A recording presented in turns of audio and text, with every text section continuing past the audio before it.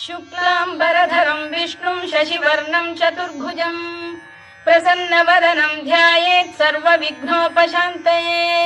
व्यासं वसिष्ठनप्तारं शक्तेः पौत्रमकल्मषं पराशरात्मजं वन्दे शुकतातं तपोनिधिं। व्यासाय विष्णुरूपाय व्यासरूपाय विष्णवे नमो वै ब्रह्मनिधये वासिष्ठाय नमो नमः।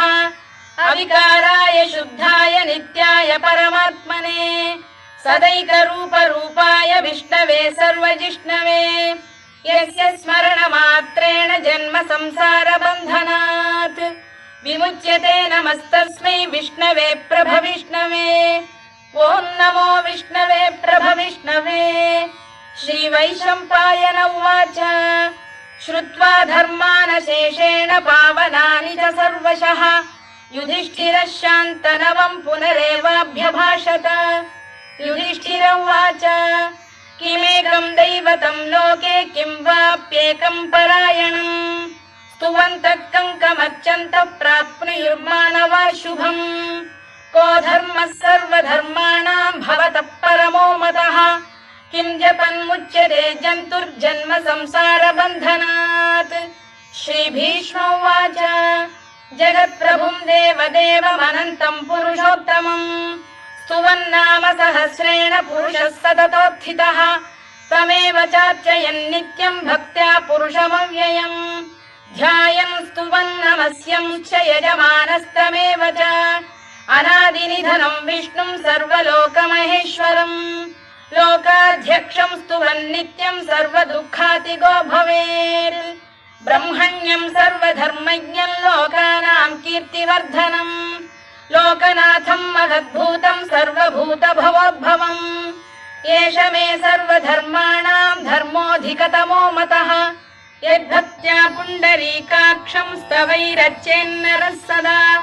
परमं यो महत्तेजः परमं यो महत्तपः परमं यो महद्ब्रह्म परमं यः परायणम् पवित्राणां पवित्रं यो मङ्गलानां च मङ्गलम् दैवतं देवतानां च भूतानां यो व्ययः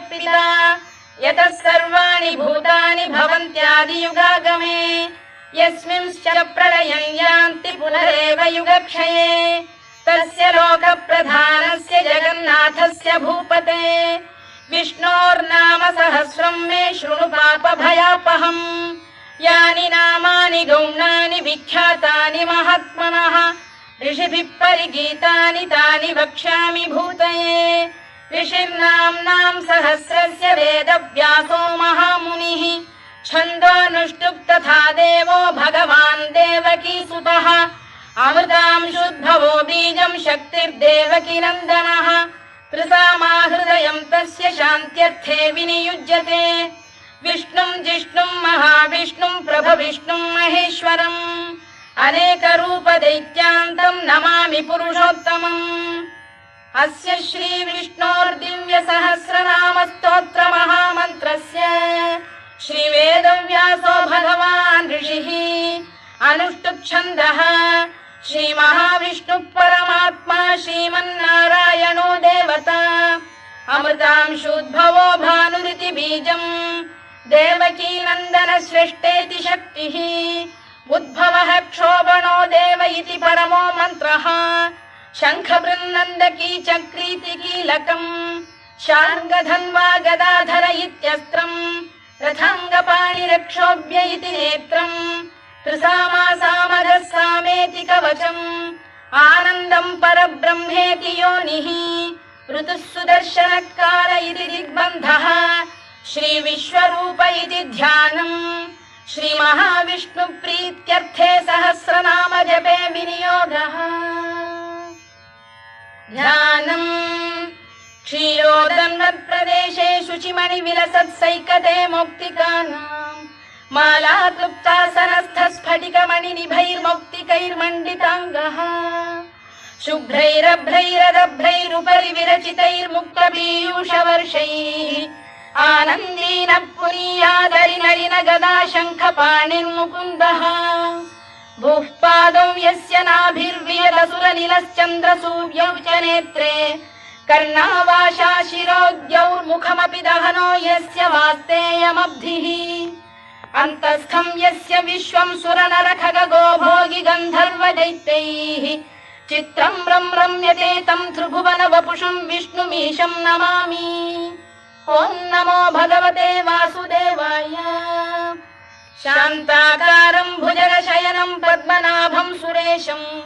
विश्वाधारं गगनसदृशं मेघवर्णं शुभाङ्गम् लक्ष्मीकान्तं कमलनयनं योगिधृध्यानगम्यं वन्दे विष्णुं भवभयहरं सर्वलोकैकनाथम्।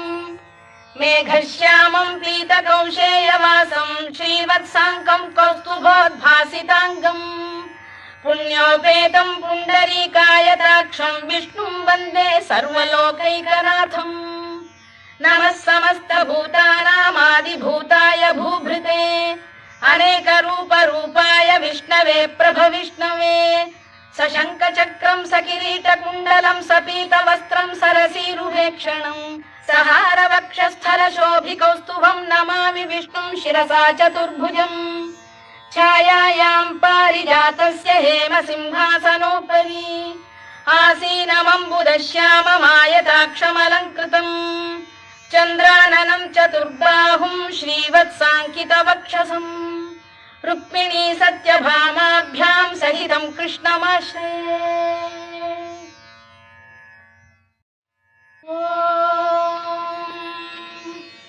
विश्वं विष्णुर्वषत्कारो भूतभव्य भवत्प्रभुः भूतभृद्भावो भूतात्मा भूतभावनः भूतात्मा परमात्मा च मुक्तानां परमागतिः अव्ययः पुरुषः साक्षी क्षेत्रज्ञोऽक्षर एव च योगो योगविदां नेता प्रधानपुरुषेश्वरः नारसिंहवपुः श्रीमान् केशवः पुरुषोत्तमः सर्वः शिवस्थाणुर्भूतादिर्निधिरव्ययः सम्भवो भावनो भर्ता प्रभवः प्रभुरीश्वरः स्वयंभूः शम्भुरादित्यः पुष्कराक्षो महास्वनः अनादिनिधनो धाता विधाता धातुरुत्तमः अप्रमेयो ऋषिकेशः पद्मनाभोऽमर प्रभुः विश्वकर्मा मनुस्पष्टा स्थविष्ठस्थविरो ध्रुवः अग्राह्यः शाश्वतः कृष्णो लोहिताक्षप्रदर्दनः प्रभूतस्त्रिककुब्धाम पवित्रं मङ्गलं परम् ईशान प्राणद प्राणो ज्येष्ठः श्रेष्ठः प्रजापतिः हिरण्यगर्भो भूगर्भो माधवो मधुसूदनः ईश्वरो विक्रमी धन्वी मेधावी विक्रमक्रमः अनुत्तमो दुराधर्षः कृतज्ञः कृतिरात्मवान् सुरेशः शरणं शर्म विश्वरेताः प्रजाभवः अधः संवत्सरो व्याल प्रत्ययः सर्वदर्शनः अजः सर्वेश्वरः सिद्धः सिद्धिः सर्वादिरच्युतः वृषाकपिरमेयात्मा सर्वयोगविनिसृतः वसुर्वसुमनः सत्यः समात्मा संमितः समः अमोघः पुण्डरीकाक्षो वृषकर्मा वृषाकृतिः रुद्रो बहुशिरा बभ्रुर्विश्वयोनिश्चुतिश्रवाः अमृतः शाश्वतस्थाणुर्वरारोहो महातपाः सर्वगः सर्वविद्भानुर्विश्वक्सेनो जनार्दनः वेदो वेदविदव्यङ्गो वेदाङ्गो वेदवित्कविः लोकाध्यक्षः सुराध्यक्षो धर्माध्यक्षः कृताकृतः चतुरात्मा चतुर्व्यूहश्चतुर्दंष्टश्चतुर्भुजः भ्राजिष्णुर्भोजनं भोक्ता सहिष्णुर्जगदादिजः अनघो विजयो जेता विश्वयोनिः पुनर्वसुः उपेन्द्रो वामनः प्रांशुरमोघः शुचिरूर्जितः अतीन्द्रः सङ्ग्रहः सर्गो धृतात्मा नियमो यमः वेद्यो वैद्यः सदा योगी वीरः माधवो मधुः अतीन्द्रियो महामायो महोत्साहो महाबलः महाबुद्धिर्महावीर्यो महाशक्तिर्महाद्युतिः अनिर्देश्य वपुः श्रीमान् अमे आत्मा महाधृधृत् महेश्वासो महीभर्ता श्रीनिवासः सताङ्गतिः अनिरुद्धः सुरानन्दो गोविन्दो गोविदाम्पतिः मरीचिर्दमनो हंसः सुपर्णो भुजगोत्तमः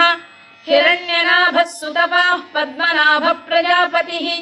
अमृत्युः सर्वदृक्सिंहः सन्धाता सन्धिमान् स्थिरः अजो दुर्मर्षणः शास्ता विश्रुतात्मा सुरारिः गुरुर्गुरुतमो धाम सत्यः सत्यपराक्रमः निमिषो निमिषस्रग्वी वाचस्पतिरुदारधीः अग्रणीर्ग्रामणी श्रीमान् न्यायो नेता समीरणः सहस्रमूर्धा विश्वात्मा सहस्राक्षः सहस्रपात् आवर्तनो निवृत्तात्मा संवृतः सम्प्रवर्धनः अधः संवर्तको वह्निरनिलो धरणीधरः सुप्रसाद प्रसन्नात्मा विश्वधृत् विश्वभुग्विभुः सत्कर्ता सत्कृतः साधुर्जह्नुर्नारायणो नरः असंख्येयो प्रमेयात्मा विशिष्टः शिष्टकृच्छुचिः सिद्धार्थः सिद्धसङ्कल्पः सिद्धिदः सिद्धिसाधनः वृषाही वृषभो विष्णुर्वृषपर्वा वृषोदरः वर्धनो वर्धमानश्च विविक्तः श्रुतिसागरः सुभुजो दुर्धरो वाग्मी महेन्द्रो वसुदो वसुः नैकरूपो बृहद्रूपः शिपिविष्टप्रकाशनः ओजस्तेजोद्युदिधर प्रकाशात्मा प्रतापनः वृद्धस्पष्टाक्षरो मन्त्रश्चन्द्रांशुर्भास्करद्युतिः अमृतांशुद्भवो भानुः शशबिन्दुः सुरेश्वरः औषधम् जगतः सेतुः सत्यधर्मपराक्रमः भूतभव्यभवन्नाथः पवनः पावनो नरः कामः कामकृत्कान्तः कामः कामप्रदप्रभुः युगादिकृद्युगावर्तो नैकमायो महाशनः अदृश्यो व्यक्तरूपश्च सहस्रजिदनन्तजित् इष्टो विशिष्टः शिष्टेष्टः शिखण्डी नकुशो वृषः क्रोधः क्रोधकृत्कर्ता विश्वबाहुर्महीधरः अच्युत प्रतिथ प्राण प्राणदो वासवानुजः अपां निधिरधिष्ठानमप्रमत्त प्रतिष्ठितः स्कन्द स्कन्दधरो धुर्यो वरदो वायुवाहनः वासुदेवो बृहद्भानुरादिदेवः पुरन्दरः अशोकस्तारणस्तारः शूरः शौरिर्जनेश्वरः अनुकूलः शतावर्तः पद्मी पद्मनिभेक्षणः पद्मनाभोरविन्दाक्षः पद्मगर्भः शरीरभृत् महर्धिर्वृद्धो वृद्धात्मा महाक्षो गरुडध्वजः अतुलः शरभो भीमः समयज्ञो हविर्हरिः सर्वलक्षणलक्षण्यो लक्ष्मीवान् समितिञ्जयः विक्षरो रोहितो मार्गो हेतुर्दामोदरः सः महीधरो महाभागो वेगवानमिताशनः उद्भवः क्षोभणो देवः श्रीगर्भः परमेश्वरः करणं कारणं कर्ता विकर्ता गहनो गुहः व्यवसायो व्यवस्थानः संस्थानस्थानदो ध्रुवः परद्धिः परमस्पष्टस्तुष्टः पुष्टः शुभेक्षणः रामो विरामो विरतो मार्गो नेयोनयोनयः वीरः शक्तिमतां श्रेष्ठो धर्मो धर्मविदुत्तमः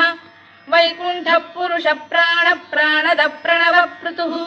हिरण्यगर्भः शत्रुघ्नो व्याप्तो वायुरधोक्षजः ऋतुः सुदर्शनकारः परमेष्ठी परिग्रहः उग्रः संवत्सरो दक्षो विश्रामो विश्वदक्षिणः विस्तारस्थावरस्थाणुः प्रमाणं बीजमव्ययम् अर्थोऽनर्थो महाकोशो महाभोगो महाधनः अनिर्विण्णस्थविष्ठो भूर्धर्मयूपो महामखः नक्षत्रनेमिर्नक्षत्री क्षमः क्षामः समीहनः यज्ञयुज्यो महेज्यश्च क्रतुः सत्रं सदाङ्गतिः सर्वदर्शी विमुक्तात्मा सर्वज्ञो ज्ञानमुत्तमम् सुव्रतः सुमुखः सूक्ष्मः सुघोषः सुखदः सुहृद् मनोहरो जितक्रोधो वीरबाहुर्विदारणः स्वापनः स्ववशो व्यापी नैकात्मा नैककर्मकृत् वत्सरो वत्सलो वत्सी रत्नगर्भोधनेश्वरः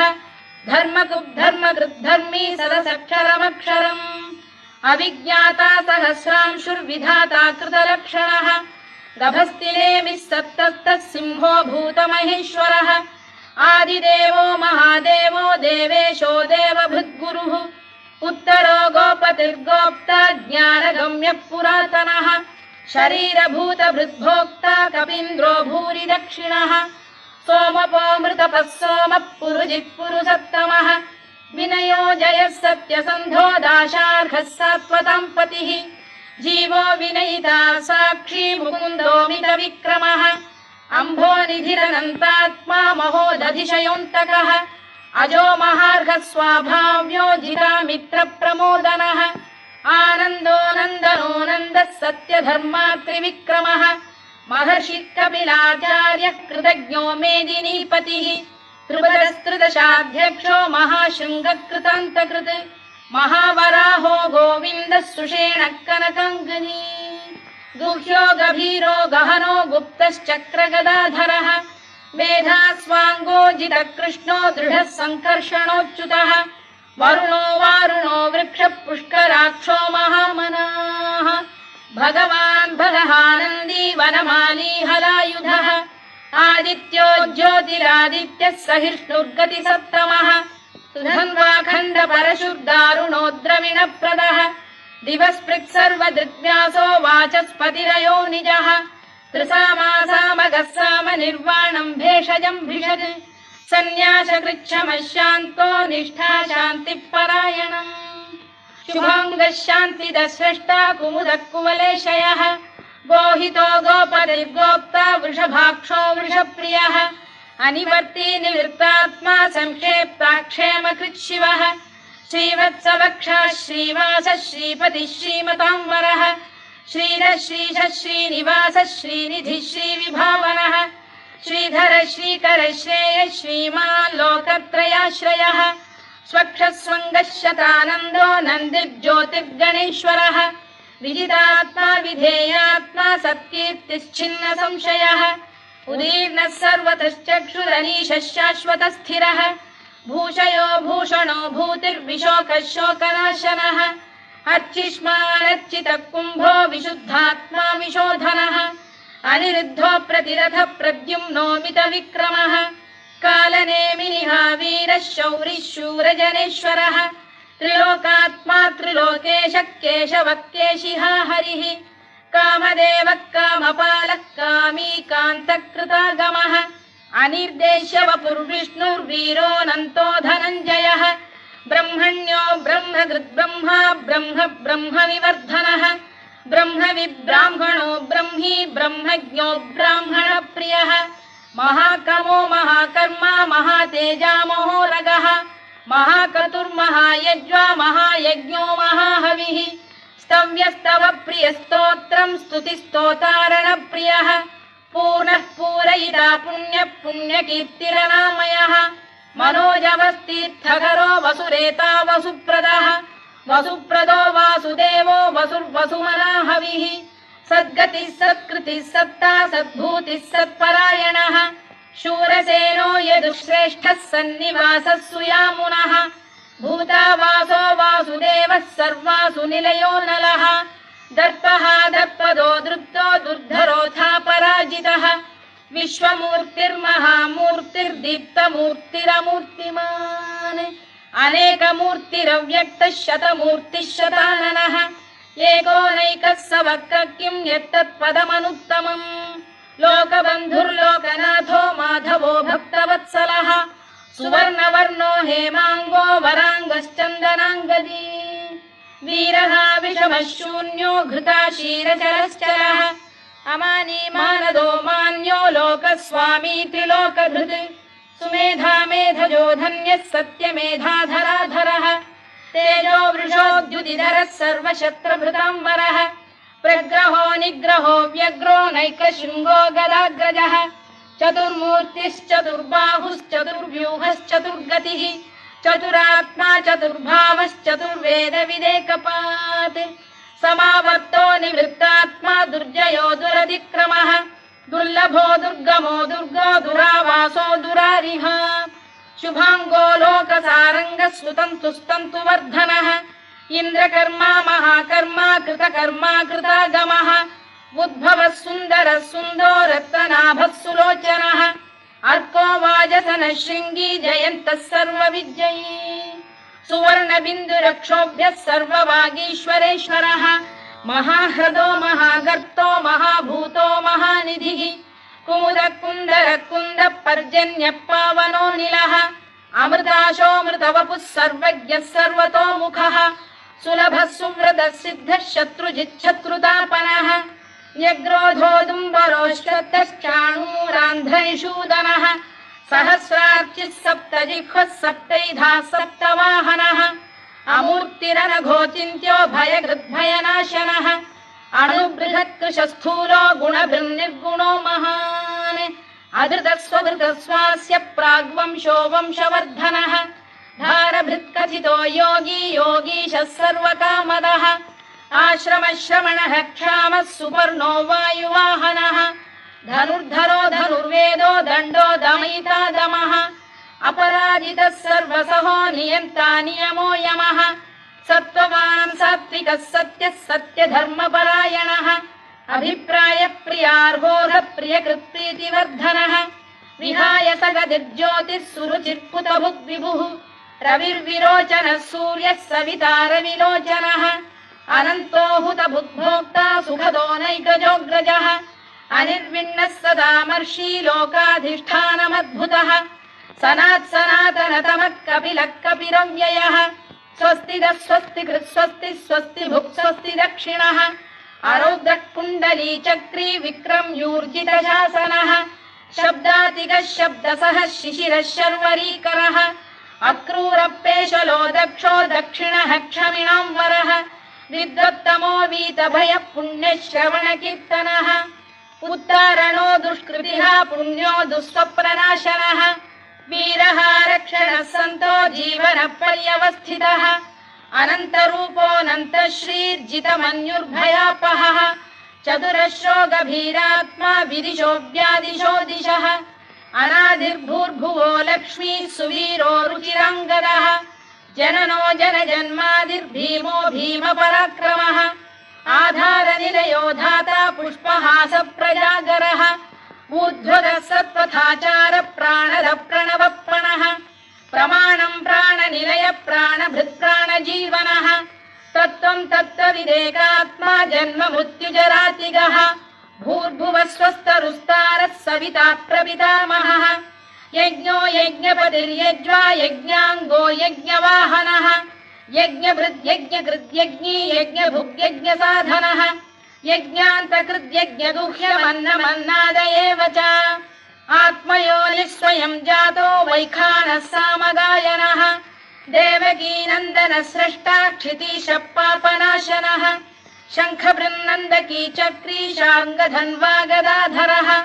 तथाङ्गपाणिरक्षोभ्यः सर्वप्रहरणायुधः सर्वप्रहरणायुध ॐ नम इति वनमाली गरीशाङ्गी शङ्खी चक्री च नन्दकी श्रीमान्नारायणो विष्णुर्वासुदेवोऽभिरक्षतु वनमाली गरीशाङ्गी शङ्खी चक्री च नन्दकी श्रीमान्नारायणो विष्णुर्वासुदेवोऽभिरक्षतु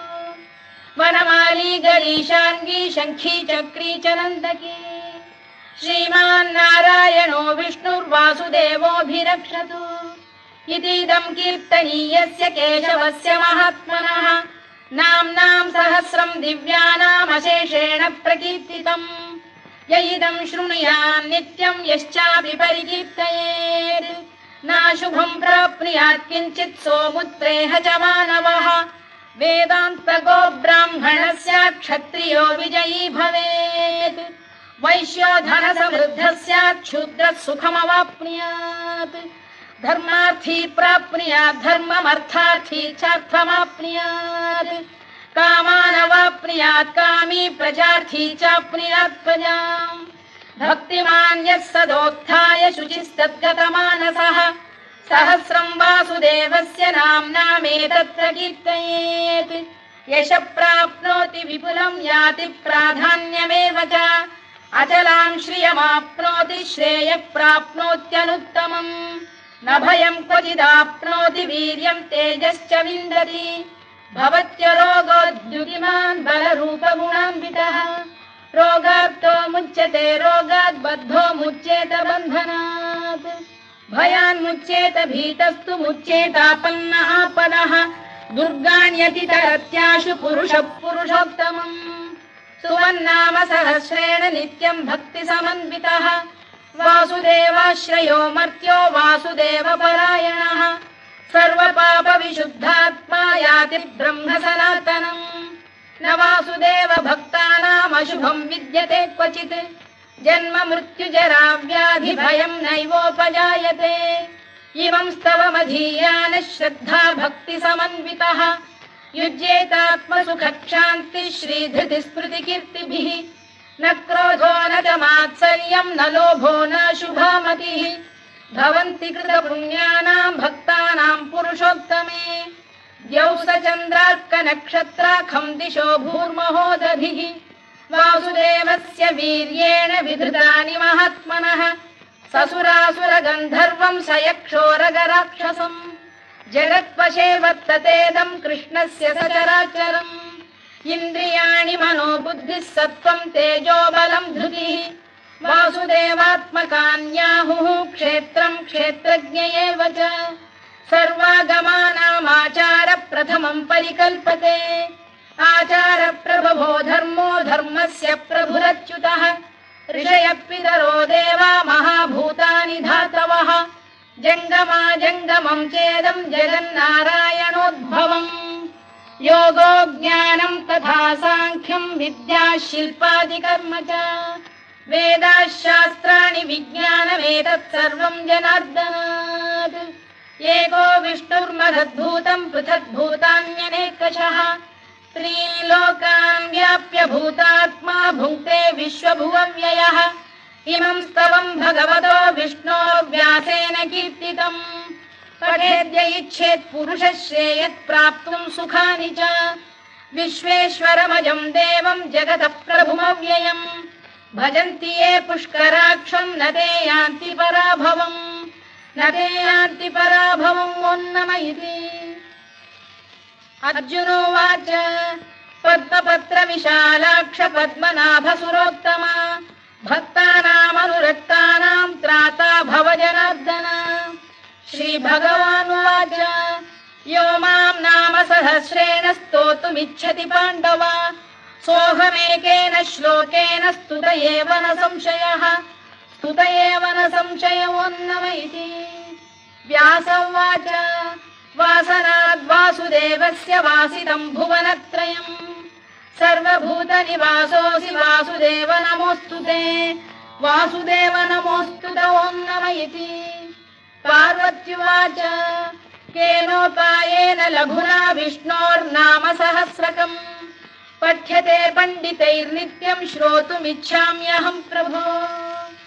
ईश्वर उवाच श्रीराम राम रामेति रमे रामे मनोरमे सहस्रनाम तत्तुल्यं राम नाम वरानने श्रीराम राम रामेति रमे रामे मनोरमे सहस्रनाम तत्तुल्यं राम नाम वरानने श्रीराम राम रामेति रमे रामे मनोरमे सहस्रनाम तत्तुल्यं राम नाम वरानने राम नाम वरानन ओन्नम इति ब्रह्मोवाच नमोऽस्त्वनन्ताय सहस्रमूर्तये सहस्रपादाक्षि शिरोरुबाहवे सहस्रनाम्ने पुरुषाय शाश्वते सहस्रकोटियुगधारिणे नमः सहस्रकोटियुगधारिणे नमः ओन्नम इति सञ्जय उवाच यत्र योगेश्वर कृष्णो यत्र पार्थो धनुर्धरः तत्र श्रीविजयो भूतिर्ध्रुवा नीतिर्मतिर्मम श्रीभगवानुवाच अनन्याश्चिन्तयन्तो मां ये जनाः पर्युपासते तेषां नित्याभियुक्तानां योगक्षेमं वहाम्यहम् परित्राणाय साधूनां विनाशाय च दुष्कृतां धर्म संस्थापनार्थाय संभवामि युगे युगे आर्ता विषण्णा शिथिलाश्च भीता घोरेषु च व्याधिषु वर्तमानाः संकीर्त्य नारायण शब्दमात्रं विमुक्तदुःखा सुखिनो भवन्तु कायेन वाचा मनसेन्द्रियैर्वा बुद्ध्यात्मना वा प्रकृते स्वभावात् करोमि यद्यत् सकलं परस्मै नारायणायेति समर्पयामि।